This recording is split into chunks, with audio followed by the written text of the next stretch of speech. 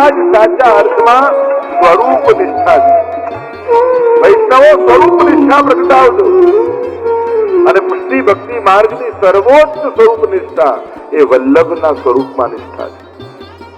શ્રીજીના સ્વરૂપ થકી પણ જયારે શ્રીનાથજી કૃપા કરે ત્યારે વલ્લભમાં પ્રીતિ થાય છે. जहां देखो तहां यहाँ ये और इन्हीं छाड़ और ही भजे तो जर जावो वह दे.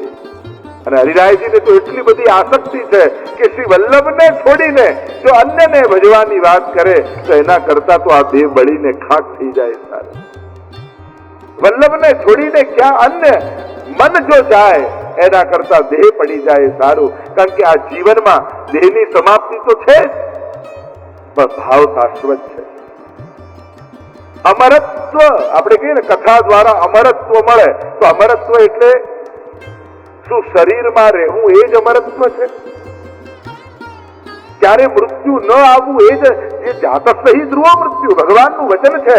જન્મે છે મરે છે ચોક્કસ. તો અમરત્વ શું છે? કેવલ શરીરમાં જીવવું જ નહીં, કોઈના વિચારમાં જીવવું એ પણ અમરત્વ છે. કોઈના ભાવમાં જીવવું એ પણ અમરત્વ છે. કોઈની પ્રેરણામાં જીવવું એ પણ અમરત્વ છે. આ 84 વૈષ્ણવ દેહથી આજે નથી, પણ છતાંય દરેક પુષ્ટિ માર્ગી વૈષ્ણવના હૃદયમાં જીવી રહ્યા છે. આજે પણ ક્યાંક કોઈ સામગ્રી જોઈએ, છોલે જોઈએ તો તુરંત આપણને પદ્મનાભદાસ યાદ આવી જાય. ખીર જોઈએ તો નારાયણદાસજી યાદ આવી જાય. એક કોઈ સામગ્રી જોઈને પણ ભગવતીઓ યાદ આવી જાય આપણને. આજે પ્રત્યેક વૈષ્ણવના હૃદયમાં એ 84 વૈષ્ણવ જીવંત છે, કારણ કે ભાવ સૃષ્ટિના જીવો છે.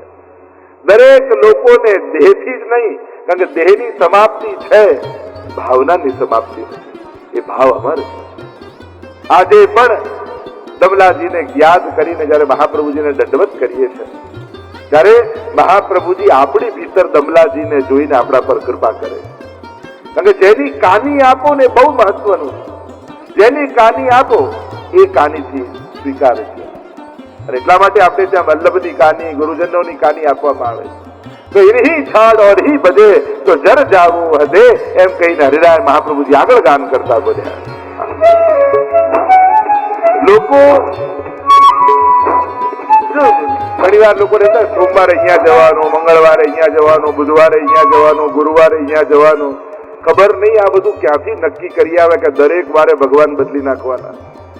અને આપણો ભગવાન કોણ? જે આપણું કામ પહેલો કરી આવે એ આપણો ભગવાન. આપણે તો ગણિત એટલા સીધા છે. દેવી દેવ આરાધી. અને એમાં પણ પરીક્ષા ક્યારે થાય? જીવનમાં જયારે સંકટ આવે ને ત્યારે તમને વિચલિત કરનારા લોકો સામે આવી જાય. અમે તો કાયમ કહેતા હતા અહીંયા જાઓ, આ તમે નથી જતા ને એટલે જ આવું થાય. અમે તો કહ્યું તું દીકરાના લગ્ન આ કરવું પડે, ના કરવું એટલે જ આવું થયું. અને માણસનું મન પણ ચકડોળે ચડી જાય. સંકટના સમયે જ માણસના શ્રદ્ધાની પરીક્ષા હોય છે. એટલે તુલસીદાસજી માનસમાં પણ કહ્યું છે કે ધીરજ ધર્મ મિત્ર અરુનારી આફત કાલ પરખિયો ચારી. ધીરજ ધર્મ મિત્ર અરુનારી આફત કાલ પરખિયો ચારી.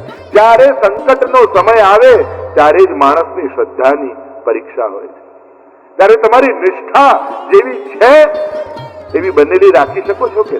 હા, જો કોઈનો સાથ લેવો, કોઈનો ઉપયોગ કરવો, કોઈની મદદ લેવી. બીમાર પડો તો ડોક્ટરને લેવી જ પડે મદદ.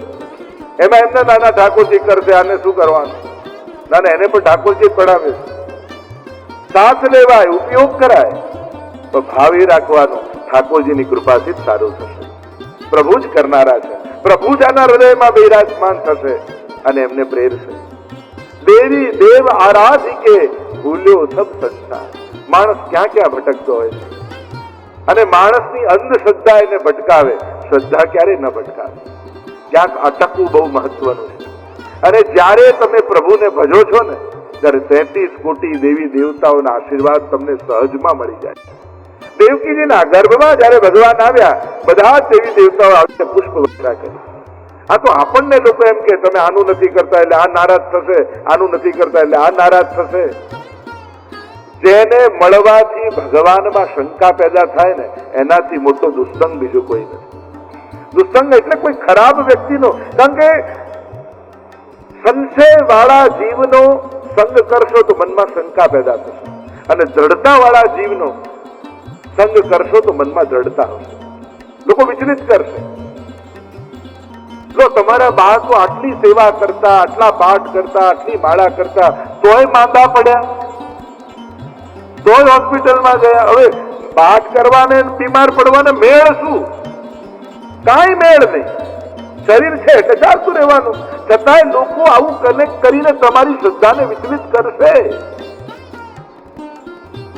કહેવું તો એ જોઈએ કે બા આટલા બીમાર હતા તોય હોસ્પિટલના ખાટલામાં સૂતા સૂતા આખો દિવસ યમનાષ્ટક કરતા રહેતા. તો જો આવી અવસ્થામાં યમનાષ્ટક કરતા હોય તો મારે તો રોજ પાઠ કરવો છે. પ્રેરણા આવી લેવાય. આપણે તો ઊંધી પ્રેરણા લઈએ છીએ. જેનાથી શ્રદ્ધા ડગે એવી પ્રેરણા લઈએ છીએ, જેનાથી શ્રદ્ધા વધે એવી પ્રેરણા નથી લેતી. દેવી દેવ આરાધિકે ભૂલ્યો સબ સંસાર, શ્રી વલ્લભ નામ નૌકા વિના. જો આ ભવસાગરમાં તરવા માટે એક નૌકા છે. કહો પહોંચર્યો પાર, કોણ પાર ઉતરી શકવાનું? કારણ તમે પુષ્ટિ જીવો છો. તમારા માટે ઠાકોરજી જ આવીને તમને ઉગારવાના છે. તમે જ્યાં પણ જશો ને ત્યાંના એ અધિષ્ઠાતા દેવતા પણ એમ કહેશે તું તો પ્રભુનો છો. પ્રભુ પાસે જાય તો અમારાય વંદન મોકલશે, અમારાય દંડવત કરશે. એમ પ્રભુને સર્વ આદર કરે. આપણે પણ આદર બધાને આપવાનો, જીવ માત્ર ને આદર આપવાનો. દેવી દેવતાને તો આપવું જ જોઈએ. આદરણીય બધા જ છે, પણ સેવનીય કોઈ એક હોય, આરાધ્ય કોઈ એક હોય. સન્માન તો બધાનું થવું જોઈએ. ઘરમાં વડીલને પણ માન આપતા હોઈએ, ગુણદેવતા હોય, ગુણદેવી હોય, દરેકનો એક સમય અને આદરનું સ્થાન છે, સંજોગ છે. પણ આરાધ્ય એ આપણા સેવ્ય ઠાકોર.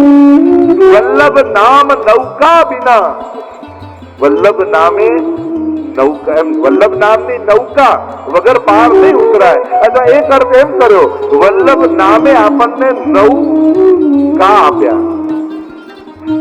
નૌકા એને કહેવાય નૌકા. નૌક આપ્યા છે મહાપ્રભુજી આપણને. એમાંથી કોઈ એક કાને પણ પકડી લેશો ને તો પણ તરી જશો. શ્રી વલ્લભ નામ નૌકા વિના. તો પહેલી નૌકા કોણ? કોણ પહેલું? કૃષ્ણ. જો નૌક છે જે મહાપ્રભુજી આપણને આપ્યા છે, અને એ નૌકામાંથી કોઈ એક ક પકડી લેશો તો તરી જશો. સૌથી પહેલો કૃષ્ણ આપણને આપ્યો. અને આ કૃષ્ણ પુષ્ટાવીને આપણા માથે પધરાવી આપણા સેવ્ય રૂપે આપ્યા. કહ્યું કે તું આને લાડ લડાવ, અને જગતનો નાથ, ત્રિલોકનો નાથ તમારે ત્યાં અસમર્થ બાળકની જેમ બની તમને યશોદાનું સુખ આપવા માટે એ બાળક બનીને તમારા ઘરે બિરાજી જાય. અને જેમ બાલકૃષ્ણ બ્રજમાં 6 દિવસના એ લાલન યશોદાજીની ગોદમાં ખેલતા, એમ આપણી ગોદમાં ખેલવા લાગે. આનાથી મોટું સૌભાગ્ય શું હોય? તમને મહાપ્રભુજીએ યશોદા થવાનું સૌભાગ્ય આપ્યું. તમને મહાપ્રભુજીએ ગોપી બનવાનું સૌભાગ્ય આપ્યું. તમને મહાપ્રભુજીએ વ્રજભક્ત બનવાનું સૌભાગ્ય આપ્યું છે. તમારા ઘરે ઠાકોરજી પધરાવ્યું. પહેલો ક કૃષ્ણનો, બીજો નૌકાનો, બીજો ક એ કાલિંદીનો. શ્રી યમુનાજી આપણને આપે. યમુનાજીનું સ્વરૂપ આપણને સમજાવ્યું કે આ યમુના કોણ છે? તને ભક્તિ પદા મુકુંદ રતિવર્ધિની, તમારી અંદર ભાવનું દાન કરનારા. સમસ્ત દુરિતક્ષયો ભવતિ વૈ મુકુંદે રતિ, તયા સકલ સિદ્ધયો મુરરી પુષ્ટ સંતુષ્ટતિ, સ્વભાવ વિજયો ભવેત વદતિ વલ્લભ શ્રી હરે. બીજો ક નૌકાનો એ કાલિંદી છે. નિત્ય યમુનાષ્ટકનો પાઠ કરજો વૈષ્ણવો. યમુનાજી ભાગ્ય અને સૌભાગ્યની દાત્રી છે. તમારા સકલ મનોરથો પૂર્ણ કરશે. એક વસ્તુ યાદ રાખો, જ્યારે તમે શ્રીજી તને પામવા માટે નીકળો છો ને તો સંસાર તો પાછળ તમારે આવે છે. એ સૌભાગ્ય તો સહજમાં, અહીંયાથી તમે કારમાં બોમ્બે જવા નીકળો તો વડોદરા ને સુરત તો રસ્તામાં જ આવી જાય. એમાં કઈ સ્પેશિયલ જવું ન પડે. એમ જે ભગવાનને મેળવવા માટે નીકળ્યો હોય એને સંસારની સર્વ સંપત્તિઓની પાછળ આવવા લાગે. લક્ષ્મીજી એની પાછળ ચાલવા લાગે. બીજો ક એ કાલિંદી. ત્રીજો ક એ કથા. શ્રી મહાપ્રભુજી એ દિવ્ય કથાઓ ઠાકોરજીની આપણને આપી સુબોધ નિધિના માધ્યમથી સેવાયાંબા કથાયાંબા યસ્યા શક્તિ દૃઢા ભવેત એ મહાપ્રભુજીના વચન ભગવત કથા. આમાંથી કોઈ એક ક્ષ પકડી લો. ભગવત કથામાં પણ જો પ્રીતિ થઈ ગઈ, દિનકરદાસની વાર્તા આવે છે, મહાપ્રભુજી કથા કરવા બિરાજે એના પહેલા તો આવીને બેસી જાય. એક દિવસ મહાપ્રભુજી કથા પ્રારંભ કરવાના જ હતા અને સમાચાર મળ્યા, ભોજનની તૈયારી કરી રહ્યા છે, પાટી બનાવી રહ્યા છે અને ખબર પડી કે મહાપ્રભુજી ગાદી પર બિરાજી ગયા. કાચો લોટ ફાટીને દોડ્યા. કહું કરે બનાવી તો ભૂખ્યા રહી જશો કે પેટની ભૂખ તો પછી સંતોષાશે, પણ આત્માની તૃપ્તિ તો વલ્લભના વચનથી મને મળે છે અને એ તૃપ્તિ જે મળે છે એને કારણે દેહના ધર્મો આપમેળે સમાપ્ત થઈ જાય. કાચી બાટી ખાઈને દોડ્યા એવી વૈષ્ણવની વાર્તામાં પ્રસંગ છે. સ્વયં ગુસાઈજીના ચરિત્રમાં આવે, રસકા અલી ખાન અને એની દીકરી ના આવે ત્યાં સુધી કથા શરૂ ન કરે ગુસાઈ. બધા ચર્ચા કરે કે આવો પક્ષપાત કેમ? એ આવે ત્યારે જ કથા શરૂ થાય અને શબ્દો પડ્યા ગુસાઈજીના કાનમાં કે વૈષ્ણવ આવી વાત કરી રહ્યા છે. અને જ્યાં કથા શરૂ કરવાનો પ્રસંગ આવ્યો એટલે ગુસાઈજીએ પૂછ્યું કે બતાવો કાલે કથા ક્યાં છોડી હતી, વિરામ ક્યાં કર્યો હતો, કયા પ્રસંગમાં કર્યો હતો? અને બધા એકબીજાનો ચહેરો જોવા લાગ્યા, વાતો કરવા લાગ્યા, અહીંયા અહીંયા અહીંયા. અને કોઈને જવાબ ન મળ્યો ત્યારે ગુસાઈજીએ કહ્યું, હા અરે ખાન હવે તમે બતાવો. દીકરીને કહ્યું તમે બતાવો. અને એને એટલું કહ્યું કે જયરાજ કાલનું કહું કે પહેલા દિવસથી કહી દઉં જ્યારથી આપે કથા શરૂ કરી હતી.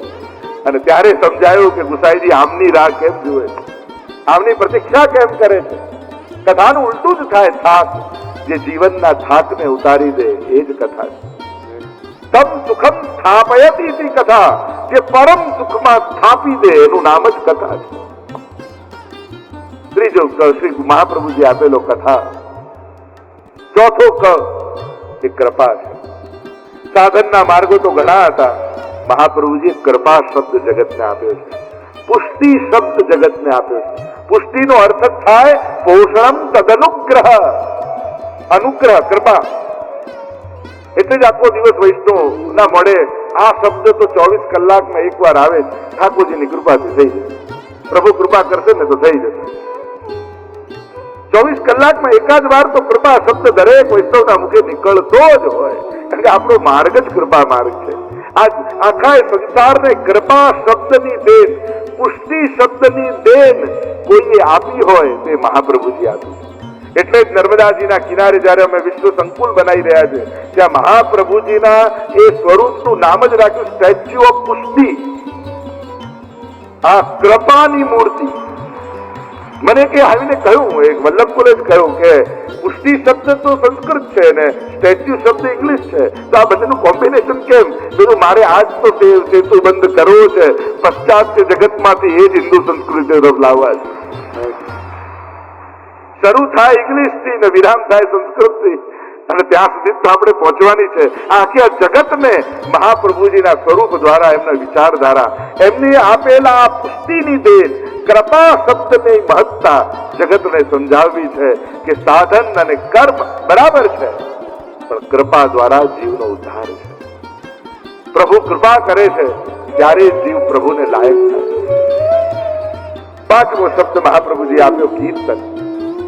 નૌકા આપ્યા છે, કીર્તન સાહિત્ય આપ્યું. અને પ્રભુની કીર્તિનું ગાન એ જ કીર્તન. અને એમાં પણ અષ્ટસખાની વાણી હોય.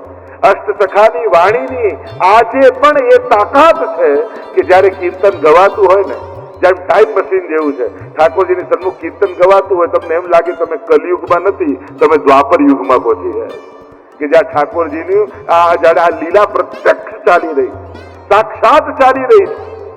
એ અષ્ટદ્વાર ગિરિરાજજીના ફરતે અને 8 દ્વારના મુખિયા અષ્ટસખાઓ છે. જો દ્વારપાલ નથી, મુખિયા છે.